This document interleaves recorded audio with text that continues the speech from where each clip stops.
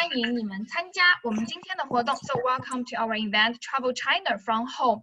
I know most people now, maybe you are not in China, you are at your hometown and we cannot go outside. But it's spring, so it's a very good time for us to have a trip. So that's why we invite Nienke to this event, help us to travel from home. Hi, welcome. I think a lot of you, I'm not sure, but I just heard some people saying that they're back home instead of China. Some of you live in China, which I'm very jealous of actually. I am from the Netherlands. I live in Amsterdam. I was born and raised here. And yeah, I'm already 30 years old right now, so I'm quite old. The first visit to China was in 2011, actually, when I had the chance during my study to go there for and study abroad for about 6 weeks. We went to Shanghai, and that's where I fell in love with China, actually, because I think the country is amazing. So many different things to offer, and I've been back for holidays, I think 7 times now. So, and tried to make the most out of it every time I visited the country. So I've been back to Shanghai and Beijing for several times. And it's also, I think it's amazing to see how much the country has changed in the past 10 years. And I'm very sorry to say that my photography skills were really bad 10 years ago. Which is a shame actually, because I would have loved to document the change the country has been through as well. But yeah, I hope most of you agree with me that it blew my mind the first time I went there. It was so different from what I'm used to. The people were so nice, and yeah, a completely different world. It was kind of a culture shock though. But yeah, it has me coming back every time. So the past few years, I've started taking pictures from the way I love China, actually. So everyday life, and capture those small moments as well. And I hope to be able to show them to you, and that you will enjoy our presentation. I think this gives a clear overview on what China has to offer in different aspects. So the first stop will be Shanghai. I think it's for most of you. I'm not sure if everybody has been. If you haven't been, highly recommend it. Yeah, I feel like Shanghai is a place that has so much going on in endless possibilities, and there's a huge contrast in like the modern buildings and architecture, and then still luckily there are still some places to be found which to me show like the old neighborhoods and the classic cultural feeling from China. And this city has changed a lot since the first time I was there in 2011. So let me show you some pictures from Shanghai, if that's okay. Cool. Yeah. Yeah, so here we go. So this shot is actually from 2011, so it's quite old. One of the still okay shots, I think. To me, it was the first time ever coming across such a like social. So there's so much social gathering going on the streets in Shanghai, which I love, and I try to capture that in this picture. It's just people don't need much. It doesn't matter where, as long as you got a set of mahjong stones or cards. Yeah, social activities take place anywhere, and it's really, it impressed me actually. I think this is one of the nicest parts about the Chinese culture as well. A lot of social. Oh, sorry to interrupt you, because I saw a lot of people, they will play chess and also play cards on the street. So I'm very curious about when you took the picture, what's their reaction? What's their reaction? Yeah, reaction. So they saw you took the picture of them. Yeah, this is, I'll get back to that later as well, because they were having fun. That's a good thing. And I always feel with taking pictures, especially when it comes to taking pictures from people, I feel like it's a good thing to ask, you know, have a little interaction with them. So I wasn't very good at speaking Chinese back then, but you know, you make a little conversation and ask them if it's okay to take pictures, and it was fine. And they felt like, I mean, it's somehow if you start make it, or at least make an effort to people hanging out in groups on the streets as well, and social activities, you usually get a very positive reply, and that's what I like. So you have this whole interaction going on. It's classic Chinese. You wouldn't find that in the Netherlands, for instance. Everybody's very keen on their privacy, and it's not a socially there are not that many social activities as on the streets, especially in Shanghai, and I think Beijing as well, but we'll get there later. Yes, it was very friendly and nice. Yeah, so it's very nice, and I like there's a lot going on in this picture, and it's I have good memories to this trip, so that's nice. Well, cool.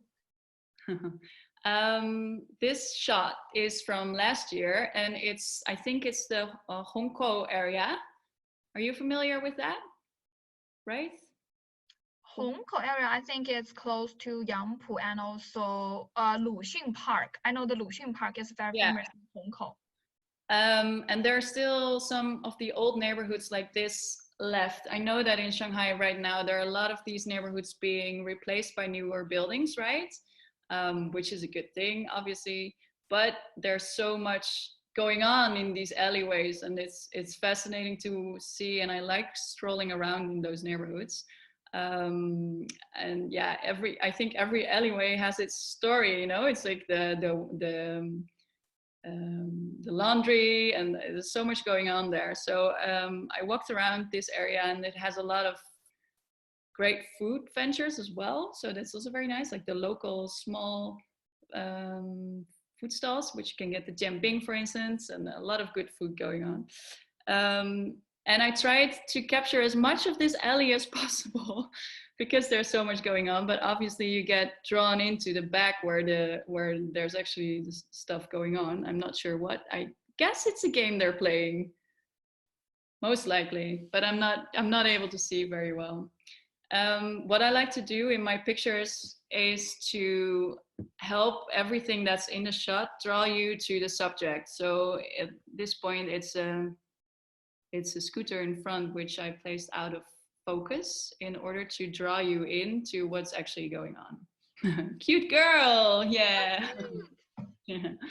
Yeah, she was kicking my ass when it comes to chopstick skills. Wow, she was so young, and I was so impressed. We were walking by, and she was eating her dumplings, and she was very cute. And I was shocked by how well she was using her kuaizhe.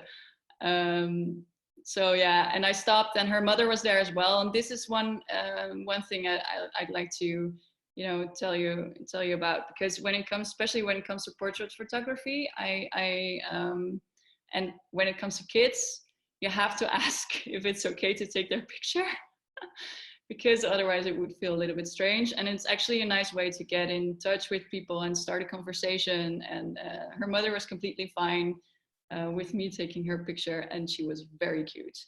Good thing about to keep in mind when taking a portrait photograph is to focus on the eyes of the person in front of the subject in front of the camera. So it's very important, because if her face was out of focus, it would have there would not have been much meaning to this photograph. But yeah, cutie knowing her way with kuaizhe. I was very impressed. Shanghai obviously has a very, very impressive skyline. The Bund Promenade is one of my favorite areas in Shanghai to visit, but I must say I don't really like it when it's very crowded. So I like coming out there in the early morning. This was during sunrise, and there are not that many people out there. That's for sure. And you kind of have to make an effort going out there that early, but it's worth it, totally worth it. I think these Tai Chi practitioners are there every day. And it's very impressive to watch them practice their Tai Chi with this background, with the backdrop of these huge buildings that we do not know in the Netherlands. So it's quite impressive. And it's also nice to play with the light. Sunrise is always a very good moment to catch photos, since the sun is the light is still very soft, and it's easy to play around with it. So yeah, to me this is a great shot. I went back to Shanghai last year, and I figured I'd go back to the Bund in a very early morning. I think about 5:30, something like that. Yeah. That's very early, yeah. But unfortunately, I think it was the only day in the year that they weren't there. It was a holiday. I'm not sure which one, which explains the fact that they were not there. So I was kind of disappointed. There wasn't much of a sunrise either. So yeah, there are some disappointments when it comes to waking up very early in the morning. You're not sure what you're gonna see. But actually it turned out very well, because this was the results. I stood there long enough because there's always something going on. And then this girl, this ballerina, showed up, and she was actually doing her own photo shoot. But for me, it was, yeah, something unexpected. And actually it turned out as one of my favorite shots from Shanghai. So this shows that you never know what's gonna happen, and also why I love to bring my camera wherever I go. Yeah, so this is, to me, this is a quite unique shot. I have to frame it back home as well. 哇，这个真的很漂亮。So last time I went to the Bund, and also it's a national holiday. I also saw some Chinese people, young people. They would swing the Chinese national flag and also do some shooting there. Yeah, there's a lot of shooting going on. It was actually a nice story. I was here with my friend, and she also a very, very blonde girl. And I was not the only one taking pictures there. There were some Chinese guys always also standing there wanting to catch the sunrise, but there wasn't any sunrise. So she had to be the model, which was quite funny actually.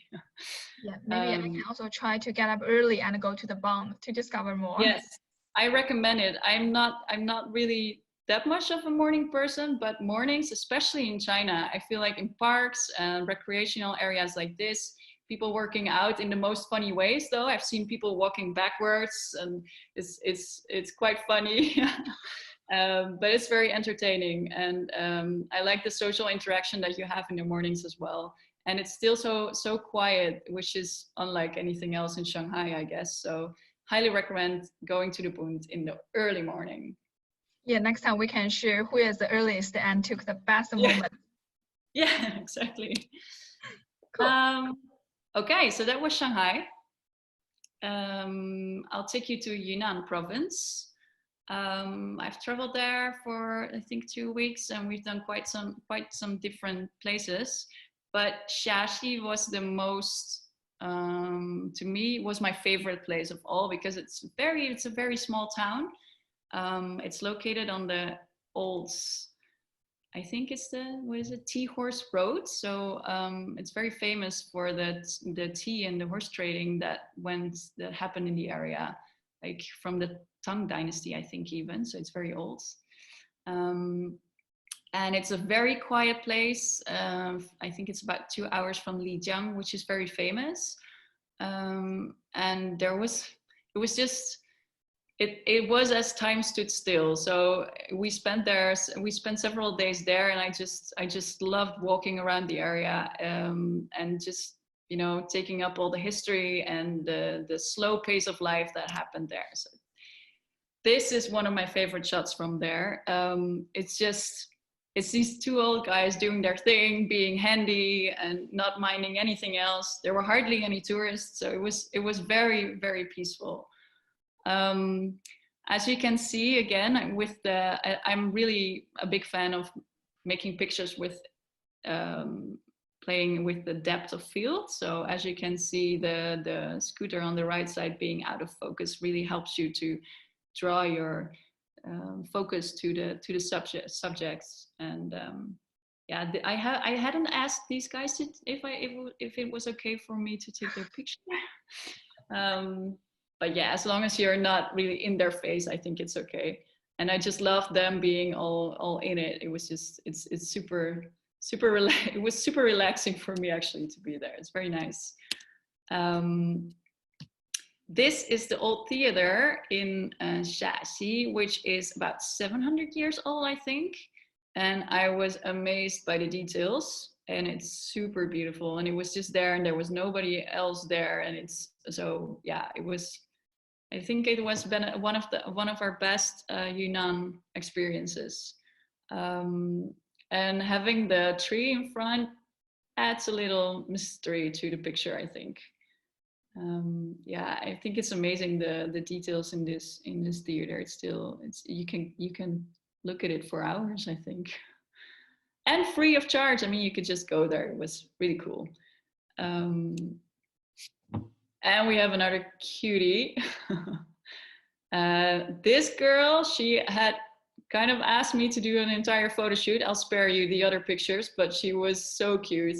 And she knew how to work her way around the camera, and it made me laugh, as well as her parents. I started a conversation with her parents as well, and it's nice, especially with kids, they can connect people, so it's a good way to start a conversation, yeah, with some local people. I like that though, especially when it comes to photography and showing them the pictures as well. It's an easy connection to make. Yeah, so our next stop will be Xining, which is in Qinghai province. Officially not in Tibet, but I think Qinghai province and Sichuan province have a very big Tibetan influence when it comes to the cultural aspects. And it's, well, easy, it's quite far, but it's easy to get to. For Tibet, obviously, you have to have a lot of permits as well. And I found this, this was an amazing province and has a lot of beautiful nature, and the culture was great. I think this is Tibet at its best. I mean, if you want to experience Tibetan culture without actually going to Tibet, Qinghai and Sichuan province, yeah, are your place to go. We met this lady at a monastery, Tibetan lady. She was not that old, and I was blown away by her hairstyle. It was so cool, and very long, also very long. And we asked her if it was okay if I made a picture. Yeah, which is just amazing. Her clothes were beautiful, and the toughest thing was actually that she did not speak any Mandarin, with a lot of people not being able to speak Mandarin. It's Tibetan, I think, what they speak, so that makes it quite challenging. So we were back to, you know, smiling, doing a lot of smiling and gestures, but still being able to make contact. And it was very nice to yeah, to learn and to witness the Tibetan culture this way, because it's beautiful. Yeah, so I was quite impressed. Another thing that for me was very unique, because I've only seen this in, like, on television and on magazines and stuff, but the monasteries, the Buddhists, they practice their debating skills. I think it's every morning, so it's a morning routine, and we were lucky enough to witness it. For me, that was very impressive, and we stayed there for about an hour. I think it was just very impressive to watch. Again, ask if it's okay to make a picture, especially when it comes to religious places.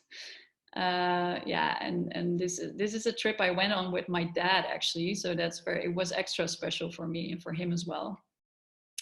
And it was quite a remote monastery, so it took us I think it took us 2 hours from Xining to get there, and we hired a driver. But it was totally worth it. And I think the most remote places sometimes might be hard to get to, but they're totally worth it. That's also what I liked about Shaanxi from Yunnan, actually. It's not the most famous town in Yunnan, I think. Lijiang is very famous, and there are a lot of tourists going there. But if you make a bit of effort to visit those places that are slightly harder to get to, I think you'll be rewarded with a bit more authentic experience and a lot less people as well. Gangding, which is located in Sichuan. Gangding, I think, is usually used only as a stepping stone for entering the area. In Sichuan, there are some small villages which are fully Tibetan, I think. But Qingding itself was also a very nice town. It was situated in the mountains. It took us about 8 hours to get to from Chengdu, so it's quite far with the bus, local bus, which is already an experience by itself, I think, for 8 hours. But Qingding was very peaceful, and it has a very nice river flowing through it, and yeah, so I actually liked it. I would have stayed longer if I could.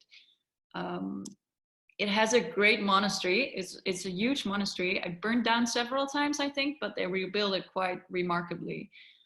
There was so much color in there. It was, yeah, we strolled there for a couple of hours, and there was hardly anyone there, so that's definitely adding to the whole experience. Again, creating some depth of field with using the trees and the flowers that stood there, so it adds something to the picture, I think. From Qingding, we hired a private driver, and it took us 3 hours. It was a 3-hour drive to Tagong, which is a very, very small Tibetan town, high in the mountains. I think it's located at a height of 3,800 meters, something like that, so quite high. And there were some crazy roads that we had to cross to get there, but we managed about 3 hours. Amazing views along the way as well, and we were rewarded with views like these. These are the Sichuan highlands, which are amazing, and yeah, it was incredible. A huge monastery, and there were only, I think, Tibetan people there because there was hardly anyone speaking Mandarin Chinese. Yeah. So that makes it quite difficult to get around, but also very interesting to see. I think China has a lot of different cultures and ethnicities to discover, and it's nice to see all the differences in the country. So Tagong is very nice. I really want to go back there because the entire area is great for hiking, and it has a lot of natural highlights, I think. In this picture, I played with the Tibetan prayer flags. There were plenty of them. Yeah, trying to, give a little spiritual touch to the picture. I have a question for Tagong. So I'm wondering, Nico, do you know the name, the meaning of the Tagong meaning? No, I do not. Do you know? Yeah, I searched some material, like the information about Tagong. So Tagong is also like the Tibetan Buddhism culture there. So it's already mentioned about Qinghai and Sichuan. There, like the Buddhism culture is different from the other places because it's all come from the Tibet. And also Tagong, the meaning of the name is Buddha's, the place Buddha likes, and also the Buddha's favorite place. Yeah, I can totally agree. Yeah, and also there is a legend story. I think it's a very beautiful story. It means like, I remember it's like the Buddha just passed by this place, and also he want to stop here because he's really enjoyed and loved the place. That's a very nice touch to the place. It definitely gives it extra meaning. Yeah, and also I've never been to Tagong. Maybe next my trip destination will be Sichuan again. Yeah, I think I'll definitely have to come back to Sichuan as well, because it has amazing nature as well. A lot of mountain areas, and like this Tibetan culture as well. Although it was a very small village, but it's nice to experience it. If you ever want to experience Tibet and you cannot go, or you don't want to go to the actual Tibet with all the permits going on and stuff, this is it. And yeah, I mean, it's not that far out of reach. You can go there. Just make sure you have a good driver, I think. But yeah, definitely worth the trip. The scenery is amazing. Yes. And I think tourism is interesting as well. Yeah, this year, the New Year, I also spent the whole day in Sichuan, also do the hiking on the mountain. And also the small town is also all the Tibet Buddhism culture. Yeah, it's very nice. Yes, it's very, very peaceful and interesting, I think. Yes. Okay, yeah, we can go. Thank you. Yeah, quite different from what we've been to before, I think. Not sure if everybody knows, but Xi'an is obviously very famous for its terracotta army. But I think it's a very nice town by itself as well. It has some old temples, the bell and the drum tower as well, which are very old. And Xi'an has some great food, definitely. Yeah. I ate a lot when I was there. So yeah, I won't be showing you the Terracotta Army, which was amazing, by the way. So definitely go there if you have the chance. It was very impressive. But I'd like to show you what happens if you bring your camera, because this was coincidental, actually. We ran into a parade of this beautiful bride and her groom. And this is the reason I always take my camera, because I would have been so bummed out if I would have missed opportunities like these. And I think there was a lot of music going on. I think the entire guest list was invited in this parade.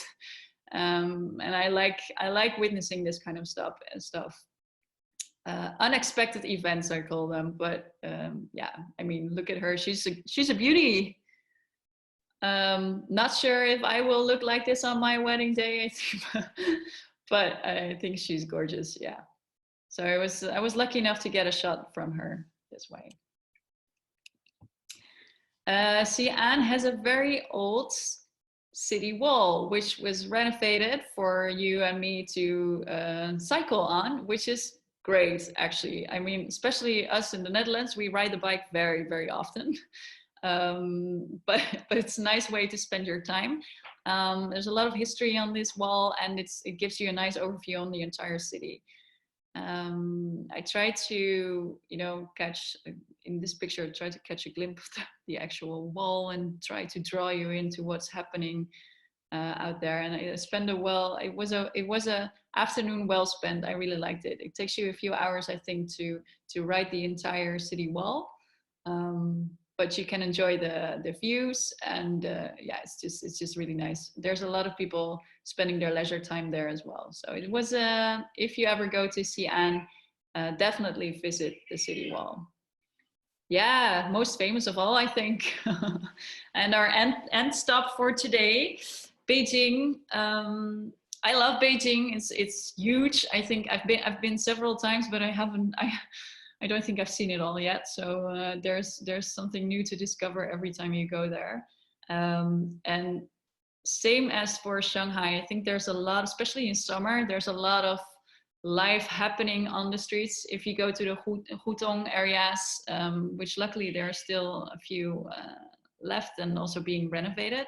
I like spending my days walking around the Hutong areas. Yeah, it gives you a feeling of the community and how it's. And so yeah, this obviously, I think this is one of my favorite shots. I also have it framed in my living room. This is the Zhengkou section of the Great Wall. It's a wild section of the wall, so it's not renovated as the more well-known parts, I think. So it's also quite challenging when it comes to hiking it, but it was totally worth it. It is very steep. I think because the interesting part is that this picture kind of looks like it's shot with a drone, but it's not. I don't own a drone. So this kind of gives you an insight on how steep the wall actually was.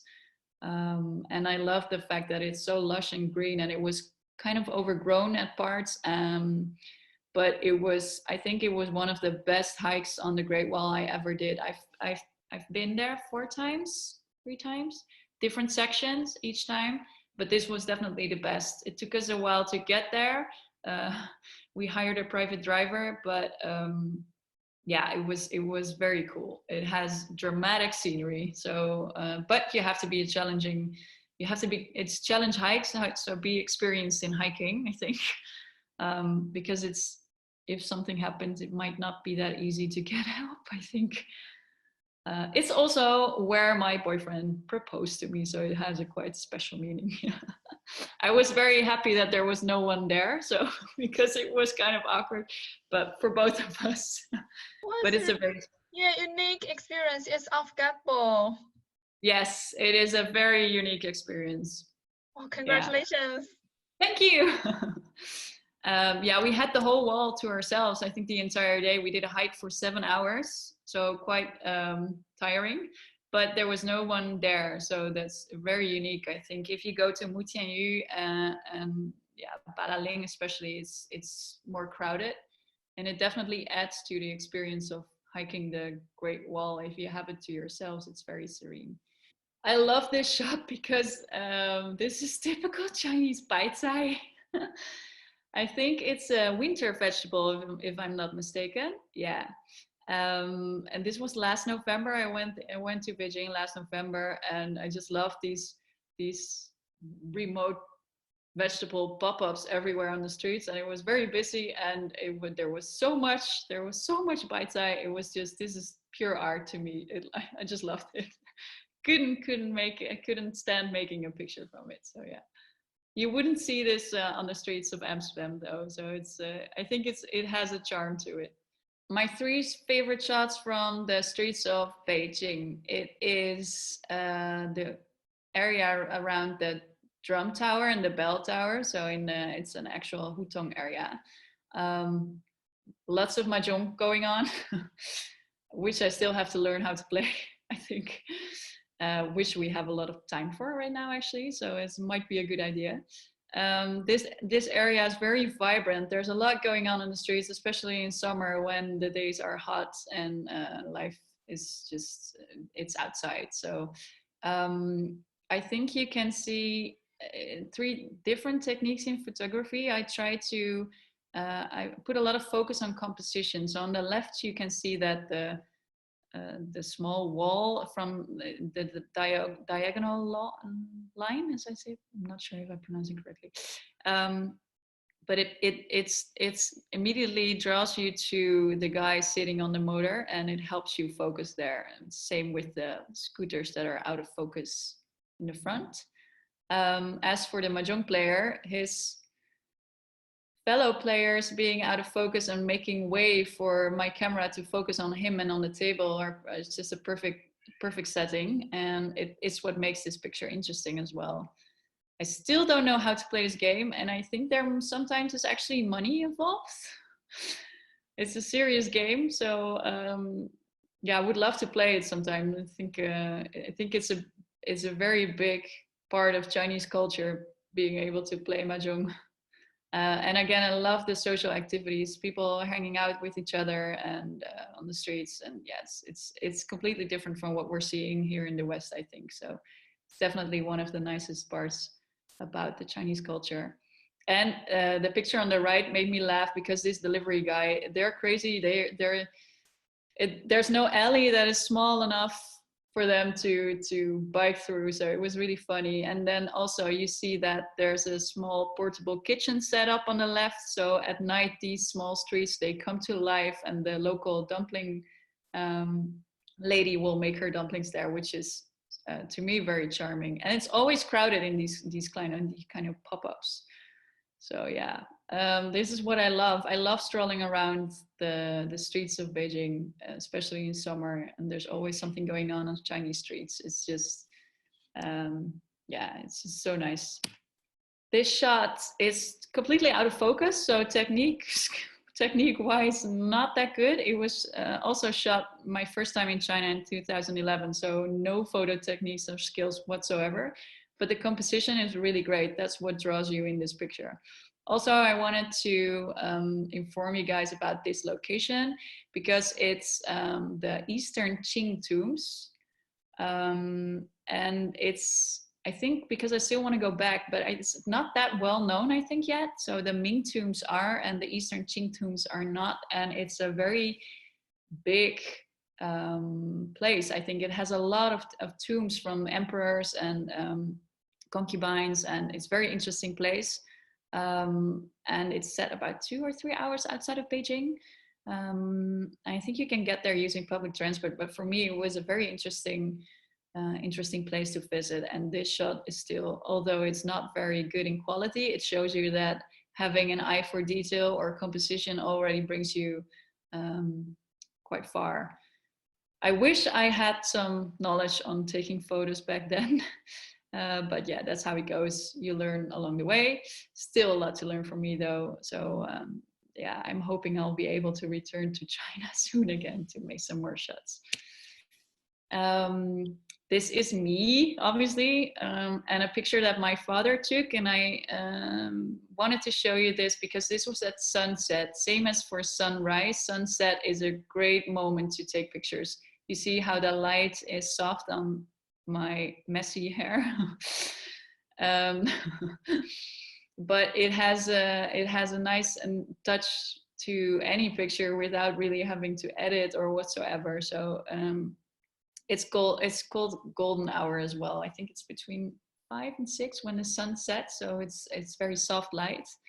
And this experience at the Great Wall was also very nice because we stayed at a local family, and it was their guest house was just located down the wall, so it was very unique experience to just be able to walk up and have this part of this Great Wall to yourselves. And obviously it was with my dad, which is a very unique experience. For him, it was the first time. And I'm actually quite proud of him taking this picture with some instructions, but still, yeah, it shows you how to play with the light, which is very important when it comes to photography. Yeah, so I think that's it. I hope you enjoyed my pictures and the stories. There are a lot of more pictures, by the way, if you want to check on my Instagram. I think there's a lot more. Later I will be your follower and give you a lot of likes. So I'm also wondering, how did you choose these places? So why you choose this place? And also I think for me, if I go to Beijing, I go to Sichuan, it's the first time for me to hear these different places. So I'm really curious about that. Yeah, this is something I try to, you know, I search a lot on the internet, trying to find places that are a little bit more remote, because usually the more remote they are, the less people maybe, or somehow it's a different experience from the accessible areas, right? So for instance, if you go to Huangshan, which is near Shanghai, it's beautiful. I had a great experience there. We spent the night and we watched the sunrise and it was amazing.